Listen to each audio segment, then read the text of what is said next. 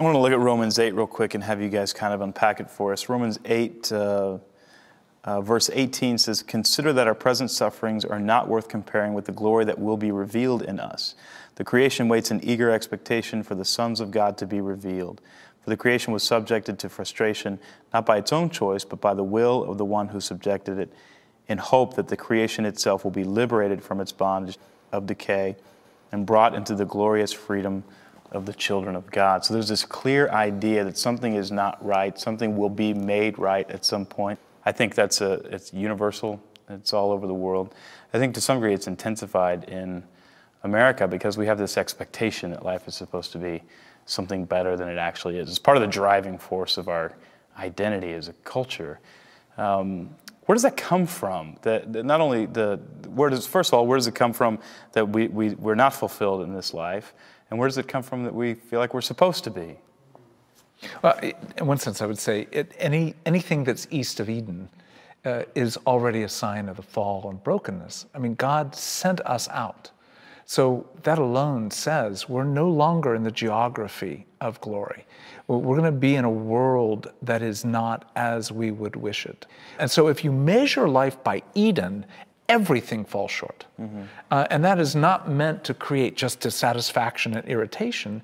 It's meant to say there is going to be that inherent heartache in every portion of our lives. Yet that passage seems to me to indicate that God is working in that frustration for us to have a vision of what will one day be. Some theologians call it the already not yet. God has already given us salvation in His Son. And yet, even in His Son, there is a future that we have that is not yet. Are you saying, I just want to get this straight, you're saying there is no ultimate hope for a complete fulfillment? Not in this life. Not in this life. That is a very different message than you would hear in many churches on many Sundays. I mean, you have this, even I remember hearing the gospel presented when I was a child, that there is a hole in your heart, it's shaped like a circle, and you've tried to fill it with the square peg of sex, drugs, and rock and roll, but Jesus is the only circle peg. I mean, embedded in that presentation of the gospel is this idea that you will be complete upon receiving Jesus. Well, I remember getting the same message. Dan and I went to the same college, and the line back then was, accept Jesus and you'll have the abundant life.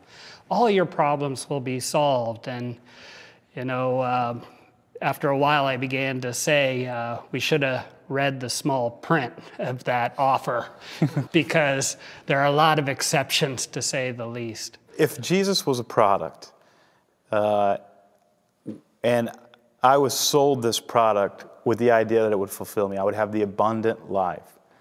And I got the product, I used the product, it didn't work.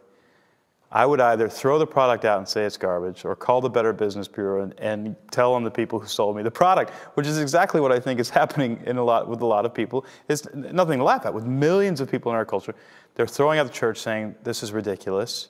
These people aren't in touch with reality. Right. Or they're throwing out Jesus saying, this is not the fulfilling thing. Well, what I would say is that message from parts of the church, that isn't in touch with reality. But you do have to read the fine print, which, you know, you turn to the Bible and Jesus' words, you're not going to get that message. You're not going to hear the message of accept me and immediately all your problems are going to go away. You're going to have a fulfilling life. The New Testament talks about life as a life of suffering. Suffering with joy, to be sure, but still suffering and experiencing the frustrations of life. So what's abundant in that sense is suffering. Yeah.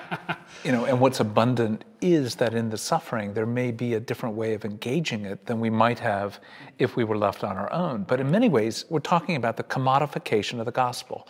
We don't like a God who is as wild and mysterious as we seem to have. So how do we paper train him so that we've put him in a position to be our servant in a way in which he's not as dangerous to us as he seems to be?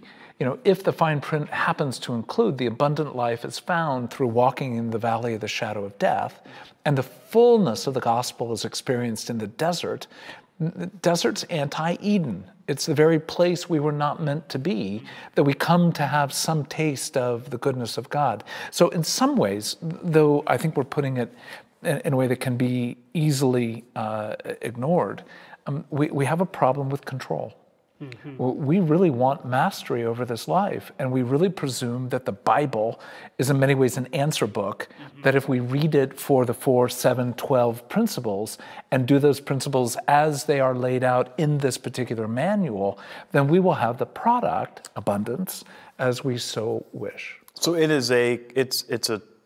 the scripture is being translated through for a commercial culture.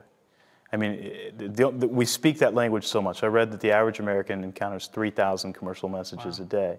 And embedded in every commercial message is, you are not happy. If you buy this product, you will be happy. And of course, so we're constantly being let down. I can't tell you how many times I've heard or read the phrase, you can be the person God designed you to be.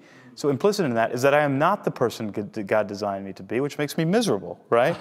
And how can I be this person God designed me to be? I'm missing out on something, and that makes me less happy. And this particular book will provide you with the design. Exactly. And that's a great sales pitch. You can sell a lot of books selling that idea, right? Because I think it's true that we're not living the life we were designed to live, but the question is, will these principles lead us to that fulfillment? And I would say, no, not this side of heaven. And as an Old Testament professor, a lot of people will take the Old Testament, really not understanding how to read it. I mean, how many times have we heard, who's the Goliath in your life, or what's the Goliath in your life?